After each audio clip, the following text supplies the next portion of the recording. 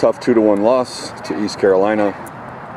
Even though on the stat sheet your team had a sizable advantage, you outshot them 15-5. You had a 9-3 edge in corners. As frustrating as the final score is, what did you think of the way your team played overall? I think overall we were good. You know, I think they were organized defensively. They made it hard on us. They had a lot of numbers behind the ball a lot. I think we were patient, honestly, the things that I asked them to do. They were patient in the attack. They created a lot of opportunities.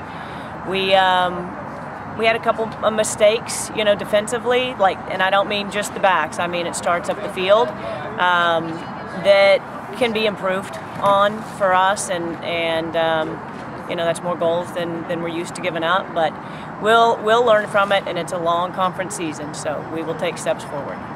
You got ahead, Ulyssa Cisneros, again, right place, right time. How much of it is simply that, being at the right place at the right time, and how much are your players looking for her more and more as she's been putting up goals the last several games? Yeah, I mean, again, I think the connection between that front group has continued to get better. She does a really good job finding the ball in the box. There's a lot of other close misses that are just barely off, you know, and others are capable of finding the ball in the box too. I still believe that we have a number of people that can score, so I think that's a good threat, you know, for opponents. You've talked about your team responding to different situations, to adversity. ECU got the equalizer just before halftime. What did you talk about in the locker room at halftime?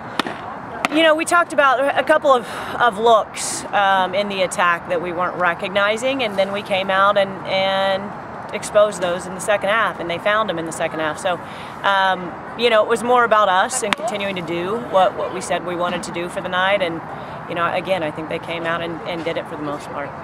Tatum Sutherland got her first start of the year. What did you think of her performance? It was good. You know, I think it was solid. I think, you know, again, I talked to these guys about goals start way up the field.